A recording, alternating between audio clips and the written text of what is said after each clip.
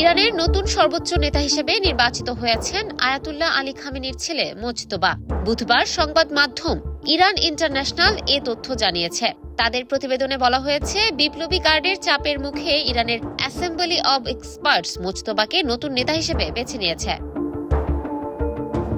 এদিকে যুক্তরাষ্ট্র ও ইসরায়েলের হামলায় নিহত ইরানের সর্বোচ্চ নেতা আয়াতুল্লাহ আলী খামেনিকে তার জন্মস্থান ইরানের পবিত্র শহর মাশহাদে সমাহিত করা হবে বলে জানিয়েছে বার্তা সংস্থা ফার্স নিউজ।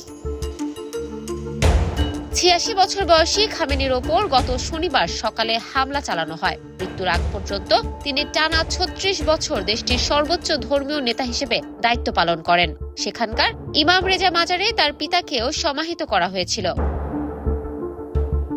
জানা গেছে, মৃত্যুর আগে খামেনি ইচ্ছা প্রকাশ করেছিলেন যেন তাকে মাশহাদের ইমাম রেজা মাজারেই দাফন করা হয়। তবে তার দাফনের নির্দিষ্ট তারিখ এখনো জানায়নি farce news.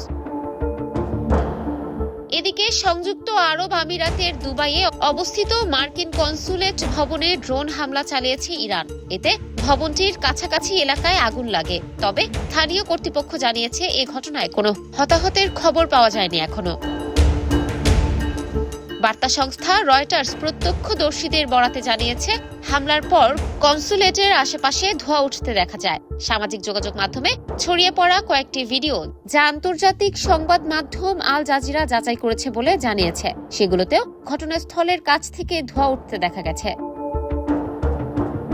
Dubai media office এক বিবৃতিতে জানায়, মার্কিন কনসুলেটের নিকটবর্তী এলাকায় ড্রোন হামলার ফলে আগুনের সূত্রপাত হয়। জরুরি সেবা বিভাগের কর্মীরা দ্রুত ঘটনাস্থলে পৌঁছে আগুন নিয়ন্ত্রণে আনেন। বিবৃতিতে আরও বলা হয়, ঘটনায় কেউ আহত হননি এবং বর্তমানে পরিস্থিতি নিয়ন্ত্রণে রয়েছে। এর আগে সৌদি আরবের রাজধানী রিয়াদে অবস্থিত মার্কিন দূতাবাসেও হামলার ঘটনা ঘটেছিল। সেখানে কিছু ক্ষয়ক্ষতির খবর মিললেও হতাহতের কোনো তথ্য পাওয়া যায়নি। ইফফাত আরা আইরিন, ক্যাম্পাস টাইমস।